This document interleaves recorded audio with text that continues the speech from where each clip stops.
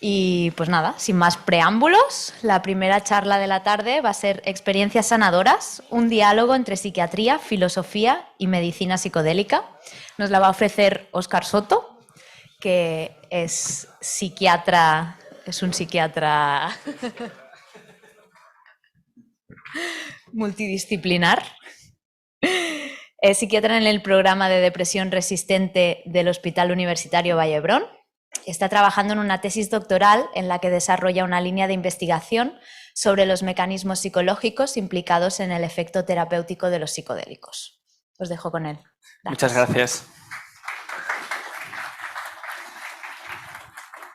Bueno, hola a todos. Gracias por estar aquí, gracias a la organización, que ha sido un trabajo enorme, y poder hacer un evento de estas características sobre los psicodélicos y que gente del mundo académico nos atrevamos a estar aquí significa que las cosas están cambiando mucho y para bien. Yo soy psiquiatra, trabajo en una unidad de depresión resistente donde utilizamos ensayos clínicos con fármacos novedosos para tratar a pacientes que no han respondido a otros tratamientos y que nos derivan de toda Cataluña, entre ellos la esquetamina, que mencionaban antes, próximamente también la psilocibina. Pero como decía Lao Tse, que es un filósofo que enseñaba taoísmo hace muchos años, él decía que lo único que enseñaba en su escuela era la ignorancia, porque si uno aprende ignorancia, si se da cuenta de lo que no sabe, siempre podrá aprender más, mientras que los expertos son personas que son como una copa llena, ¿no? Nunca puede entrar saber nuevo. Entonces a mí me gusta acercarme a una experiencia tan compleja como son los psicodélicos, lo que ocurre cuando uno toma psicodélicos, desde una visión multidisciplinar y desde unas miradas que no son exactamente las que predominan en la psiquiatría hospitalaria. Yo soy estudiante de filosofía también, y me gusta mucho el diálogo entre las distintas disciplinas y las distintas epistemologías para poder entender bien eso tan complejo que es la experiencia psicodélica. Entonces, vamos a hacer un breve repaso, ya estaréis cansados de repasos históricos a estas alturas, ¿vale? Pero para que podamos hablar en el mismo idioma. Psicodélico significa revelador de la mente, es lo único que significa la palabra psicodélico. Siempre hablamos de los psicodélicos como de un axioma, como que algo que todos conocemos, pero en realidad es una palabra que acuñó Humphrey Osmond, que es un psiquiatra que trabajó con Aldous Huxley en algunas de las primeras investigaciones fenomenológicas con psicodélicos, y significa que son sustancias que pueden amplificar la psique de manera inespecífica, que inducen un estado pues, introspectivo, de exaltación emocional, de desrealización, de inducción de recuerdos. Son estados que en realidad han sido utilizados desde la antigüedad por muchas culturas para inducir estos estados.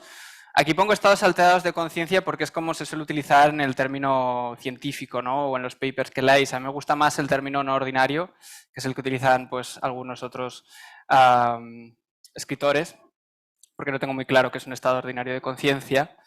En cualquier caso, durante milenios ha habido muchas culturas que han utilizado estos estados con distintas finalidades curativas, médicas, también finalidades espirituales.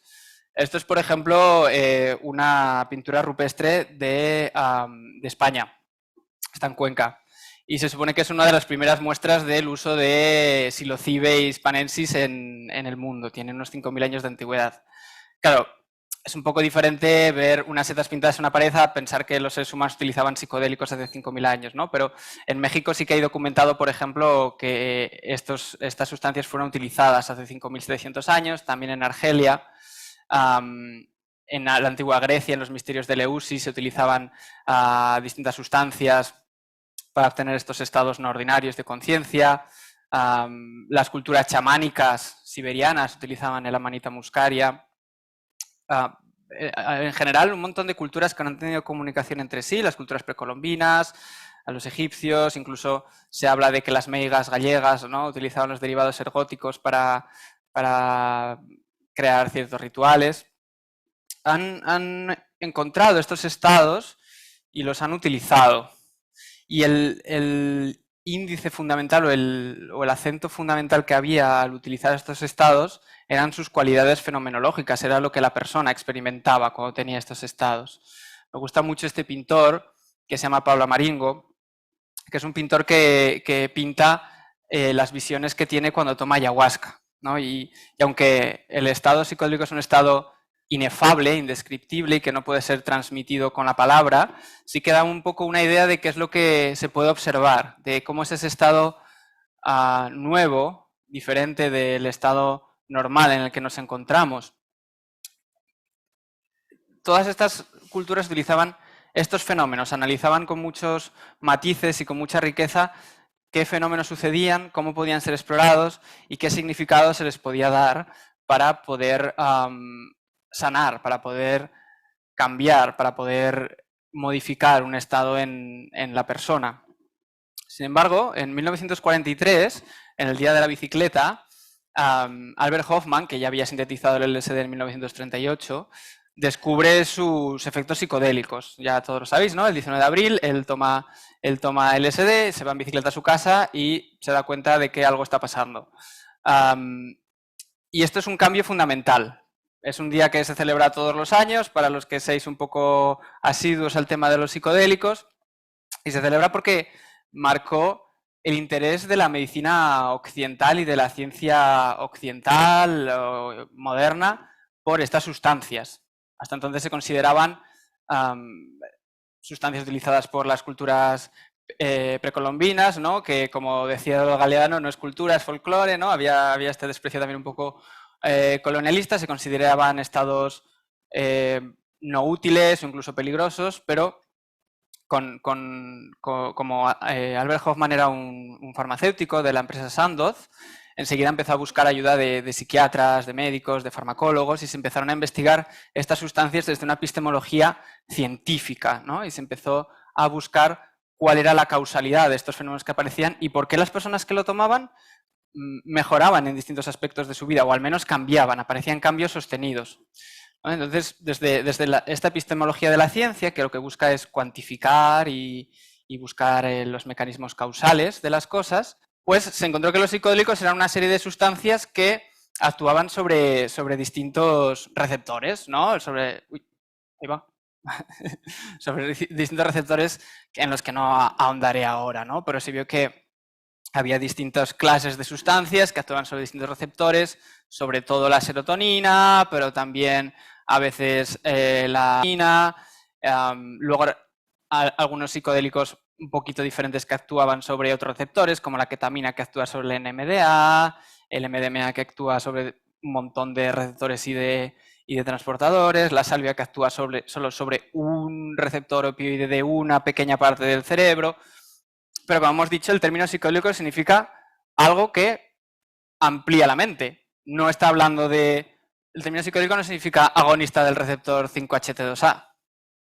Por lo tanto, hay un amplio abanico de sustancias que pueden conseguirnos entrar en este estado fenomenológico característico, que es el estado psicodélico. Entonces, claro, la ciencia moderna lo que entendía era que estos cambios que tenían las personas dentro de este paradigma biomédico se debían a cambios en su cerebro. Y entonces intentaron empezar a entender por qué unas sustancias causaban unos efectos y por qué otras en función de estos receptores. Por ejemplo, pues la psilocibina causa muchas más alteraciones visuales que la ketamina, que causa muchas alteraciones corporales, ¿no? Y esto se debía seguramente a cambios en el tipo de receptores sobre los que actuaban. Y siguieron investigando un poquito qué es lo que estaba ocurriendo, porque había estos cambios en el cerebro, porque había estos cambios en las neuronas, porque esos cambios causaban estos fenómenos.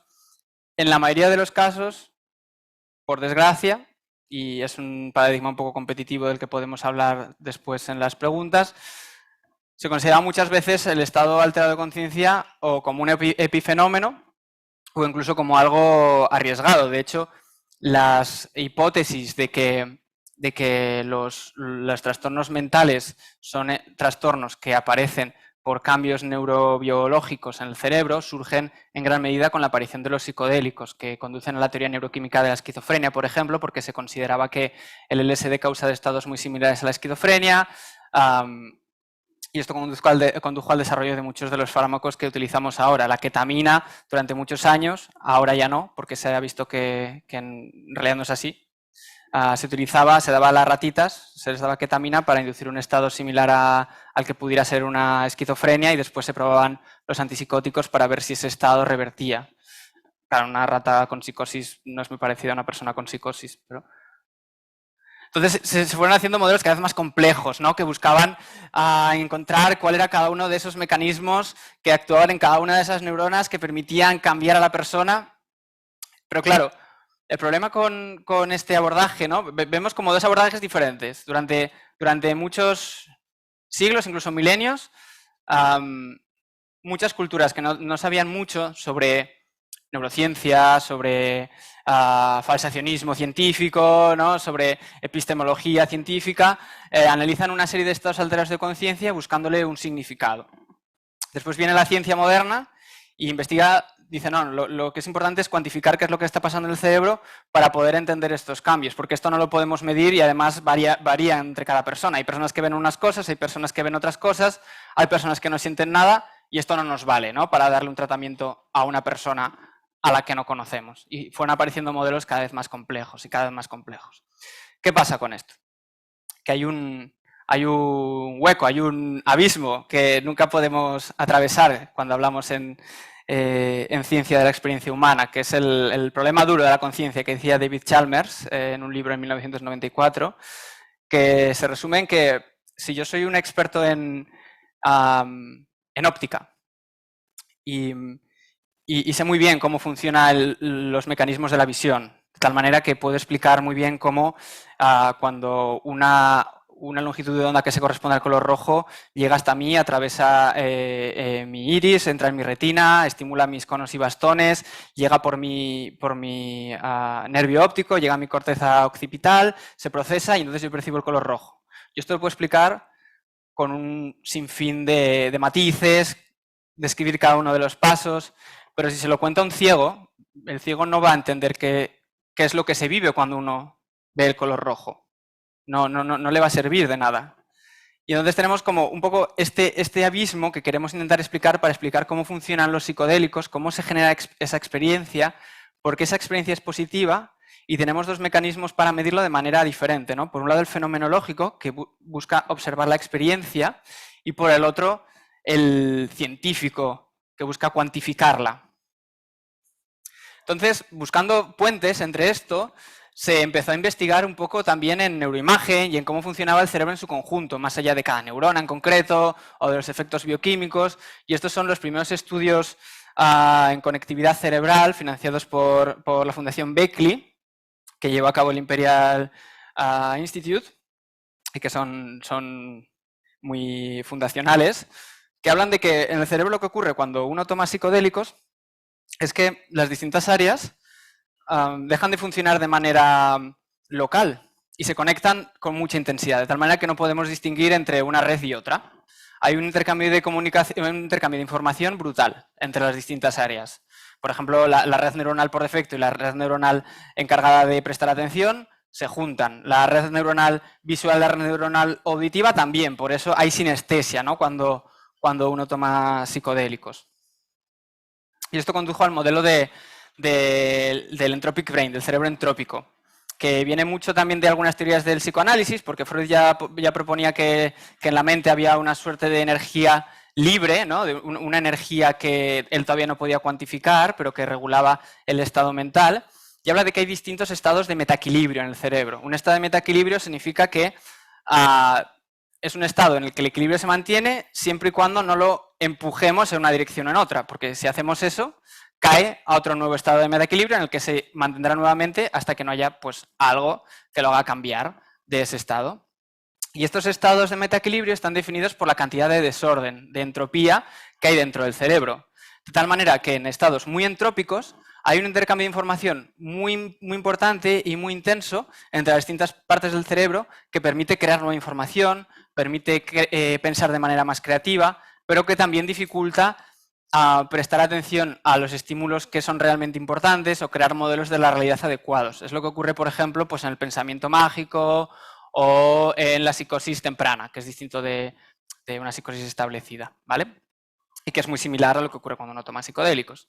Sin embargo, hay estados con muy poca entropía en los que lo que ocurre es que hay una serie de modelos rígidos que son muy adecuados para ciertos patrones. Se comportan muy bien para responder a ciertos estados concretos que el cerebro ha intentado predecir. Pero cuando se sale de estos estados, no sabe funcionar porque no es capaz de modificar o de adecuarse a estos modelos. Por ejemplo, una persona que tiene depresión, que es en lo que yo trabajo y a lo que yo me dedico, tiene una serie de creencias que son negativas inherentemente. Por ejemplo, piensa que el mundo es inherentemente negativo o que no merece ser querido. Y estas creencias se retroalimentan por cómo se comporta en el mundo y son impermeables incluso a ciertas cosas que ocurren en el mundo a su alrededor y que le podrían permitir actualizar esas creencias. Y aquí es donde actúan un poquito los psicodélicos. Los psicodélicos aumentan la entropía del cerebro y entonces nos permitirían mover estos estados de metaequilibrio hacia un estado critical, ¿no? que dice Carhart Harris, en el que no estamos ni muy poco entrópicos y por lo tanto somos muy rígidos y no podemos apartarnos de unos ciertos comportamientos definidos, pero tampoco estamos muy entrópicos y no podemos funcionar en sintonía con el mundo, ¿no? Pero también por eso mismo los psicodélicos pueden ser peligrosos en una persona que tiene riesgo de padecer psicosis o algún otro estado de alta entropía.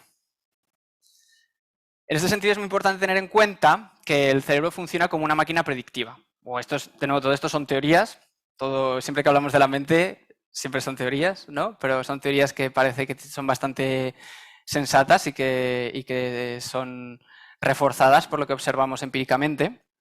Entonces, el cerebro crea unos modelos que buscan predecir lo que va a ocurrir, buscan predecir lo que va a ocurrir a su alrededor y dentro de sí para adaptarse, para conservar su orden interno, su autonomía y su homeostasis. Y esta serie de modelos o de creencias tienen un orden jerárquico entre sí. Por ejemplo, hay una creencia que todos tenemos muy asentada, que es que todos los cuerpos se ven atraídos hacia abajo por la ley de la gravedad. Entonces, si ahora mismo una persona de aquí empezara a flotar y a subir hacia el techo, nosotros nos quedaríamos muy sorprendidos, pero es muy poco probable que pensáramos, la ley de la gravedad no existe, es toda una mentira, ¿no? Probablemente pensaríamos, pues, le están tirando de un hilo hacia arriba, le están empujando, tomando un psicodélico, ¿no? Pero no íbamos a desafiar esa creencia. Y de hecho, estas creencias modulan la atención que prestamos a las cosas que ocurren a nuestro alrededor, de tal forma que si creemos, por ejemplo, que lo que os decía, si creemos que todos los cuerpos son atraídos hacia la Tierra, cuando veamos algo ascender hacia arriba vamos a pensar, bueno, esto me lo he imaginado, no es importante, o a veces ni siquiera lo vamos a ver. En este sentido, cuando tomamos psicodélicos, estas creencias se relajarían y nuestro cerebro sería más permeable a esto que está ocurriendo a nuestro alrededor, de cara a crear unos modelos más adecuados a esa realidad que está ocurriendo en ese momento. Luego hablaremos si eso es inherentemente positivo o no, ¿vale? Os he traído un par de ejemplos un poco con el tema visual porque es el que parece más fácil de entender, ¿no? En este cuadro de Escher están subiendo y bajando a la vez, da igual cómo lo mires. Entonces, ¿cuál es la realidad? La realidad es que las personas están subiendo, la realidad es que las personas están bajando. O este caso igual suena un poquito más, no sé si funciona bien, yo lo veo amarillo y blanco, igual todos lo veis igual, pero antes había gente que lo veía también rojo, azul y negro.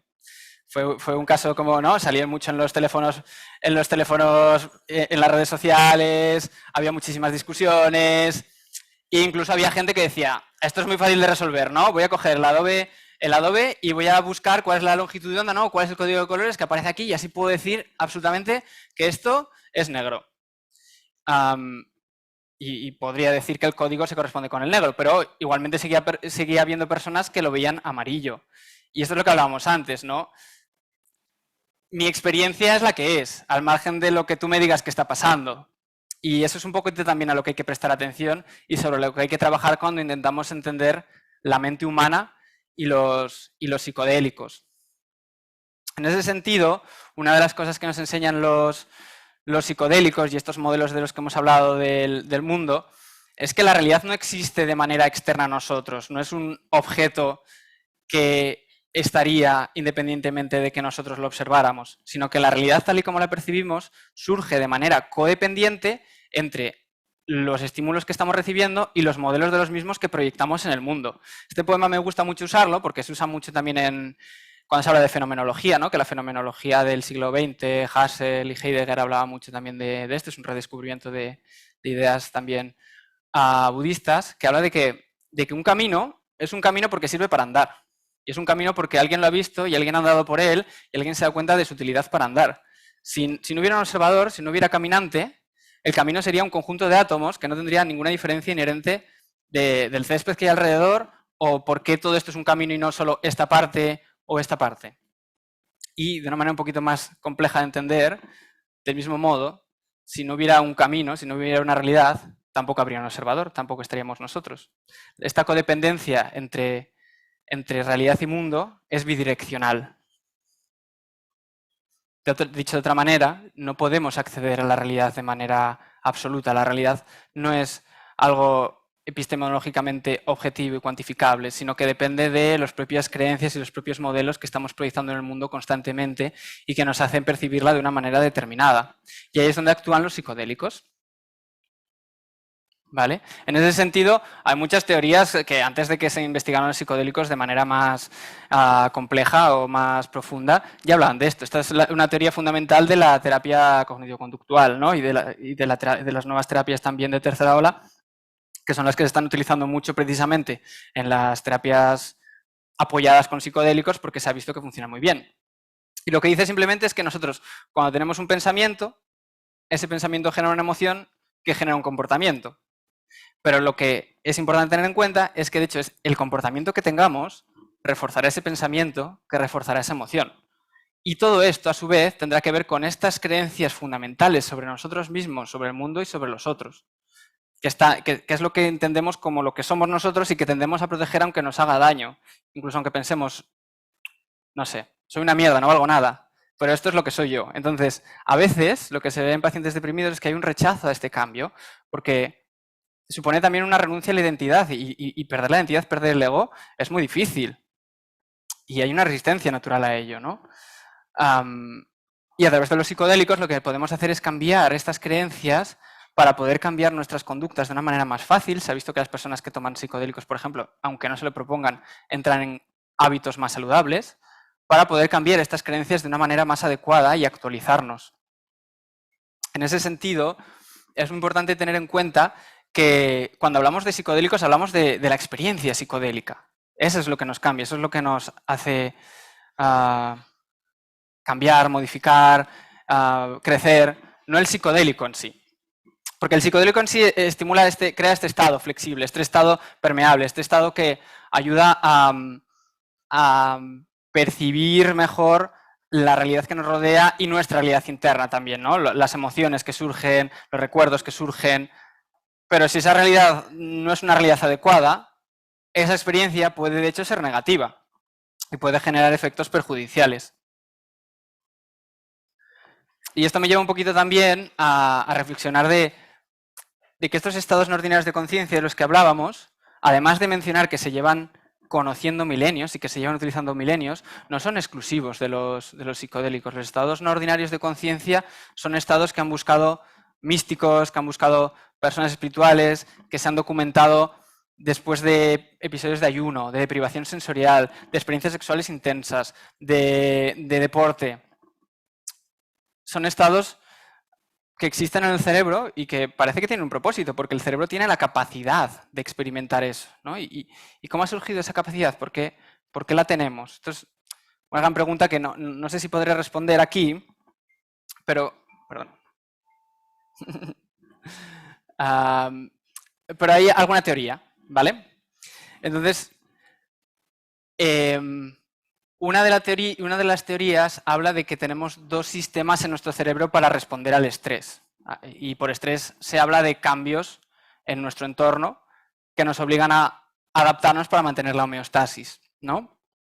Por un lado están los receptores 5-HT1A, que son receptores muy sensibles a la serotonina y que se activan enseguida. Y son los receptores sobre los que actúan muchos de los antidepresivos tradicionales que utilizamos, como los inhibidores selectivos de la recaptación de serotonina y demás, ¿vale? Entonces, cuando hay un estrés inicial, estos receptores se activan y nos ayudan a tolerar el estrés, ¿no? Ha aparecido algo en nuestra vida que no nos gusta, que nos molesta, pero tenemos que adaptarnos a ello y seguir adelante porque, no sé, tengo un jefe que es un poco molesto, pero no puedo dejar mi trabajo porque tengo que ganar dinero y pagar el alquiler, entonces pues voy a seguir adelante, ¿no? Y aumenta pues eso, nuestra resiliencia, nuestra paciencia, pero claro, esto tiene un límite, ¿no? Hay un momento en el que no podemos tolerar más estrés, la situación puede volverse insostenible, incluso poner en peligro quién somos nosotros o nuestra propia vida. Y aquí entraría en un poquito, como ya os he dicho, no todos los psicodélicos actúan aquí, pero sí muchos psicodélicos actúan aquí o en partes de la cascada metabólica que ocurre cuando se activa este receptor. Aquí entraría el receptor 5-HT2A, ¿vale? Y este es un receptor que es mucho menos sensible a la serotonina, por lo cual hace falta muchísima más serotonina, segregada pues, en respuesta al estrés y demás, o los psicodélicos, que son muy sensibles a estos receptores y muy afines para activarse. Y son receptores que se activan de manera muy intensa, inducen estados muy intensos y enseguida desaparecen, se internalizan y tardan pues, unos días en volver a aparecer, ¿vale? Y estos estados serían un poco como el plan B del organismo, ¿no? Porque ha llegado un momento en el que nuestra mente ha dicho, vale, tengo estos modelos del mundo, estoy intentando adaptarme a estos cambios en el mundo con estos modelos, voy a seguir tirando adelante, pero ahora mismo estos modelos no me sirven, porque estoy sufriendo un montón, estoy entrando en peligro, así que voy a hacer borrón y cuenta nueva, voy a cambiar, voy a buscar qué otros mecanismos puedo tener para responder a esto, y lo voy a hacer de una manera brusca, rápida, porque mi vida está en peligro o mi existencia, ¿no?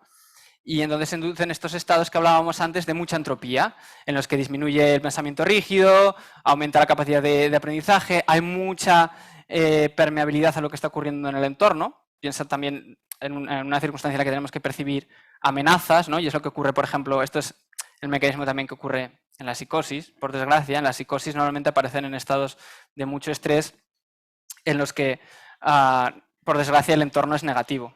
Entonces lo que ocurre es que este entorno se percibe como una amenaza y muchas veces aparece la paranoia, ¿no? Porque la mente está entrando en este estado muy reactivo para detectar amenazas y adaptarse a ellas. Pero por desgracia, estos modelos y estas creencias que estamos buscando actualizar seguramente sean negativos, porque todo lo que detecte sean amenazas.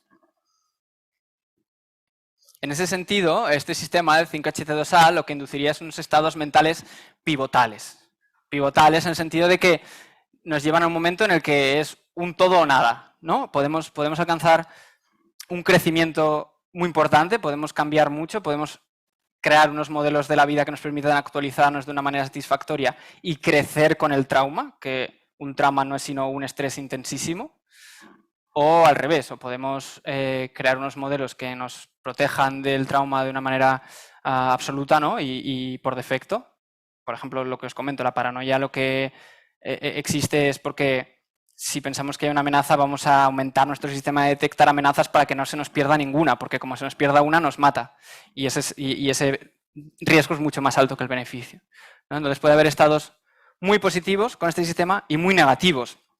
Y por eso es tan importante lo que insistimos siempre, de que hay que controlar mucho el entorno en el que se toma, la preparación con la que se toma, la ayuda con la que se toma. Y bueno, para terminar, un poquito lo que os quería explicar sobre todo con esto y que os pudierais llevar a casa es que los psicodélicos nos enseñan que la realidad que percibimos no es tan objetiva y externa al observador, sino que surge de la interacción entre nuestras creencias y el mundo. Los psicodélicos relajan esta influencia de estas creencias y nos hacen más permeables a lo que suceden. Y por eso es tan importante que tomemos las sustancias psicodélicas en unas circunstancias adecuadas que puedan evitar la aparición de estos efectos perjudiciales. Y probablemente todo esto sucede porque nuestro cerebro ha desarrollado esta capacidad con una finalidad evolutiva y que tiene un propósito. Yo recuerdo un paciente que tenía, siempre pensamos que el trauma es traumático, ¿no? Y que todas las personas después de tener un trauma pues tienen un estrés postraumático que sufren mucho, que también es verdad que se sufre, ¿no? Pero yo recuerdo este paciente que tenía que cuando trabajaba en una clínica comunitaria, que se intentó suicidar, hizo un intento de suicidio muy grave. Hizo un paro cardíaco y perdió la visión de un ojo. Estaba prácticamente ciego. Y era una persona deprimida, con mucha rabia, con mucha frustración. Y yo lo vi en la consulta después de este intento de suicidio y era una persona maravillosa. Estaba feliz con el mundo, estaba contento, apreciaba la vida de una manera mucho más intensa. Pudimos bajarle medicación. Esto significa que los traumas, las cosas que ocurren en el mundo pueden ser muy negativos, pero la mente tiene la capacidad de dar un significado a esas circunstancias que suceden en el mundo que nos permita crecer con ello. Y aquí es un poquito donde los psicodélicos tienen esta gran capacidad de sanar y de cuidar, ¿vale? Todo lo que nos ocurre, en realidad, o todo el sufrimiento viene de cómo respondemos al mundo. Esto no significa que el mundo no exista, ¿eh? No quiero caer un poco en el posmodernismo que dice que todo es relativo, sino que hay una relación interdependiente y codependiente entre el mundo y nosotros. Y es tan importante lo que estamos percibiendo del mundo como la respuesta que damos y los modelos que proyectamos en el mundo y esas creencias que tenemos en el mundo. Y eso es todo. Muchas gracias.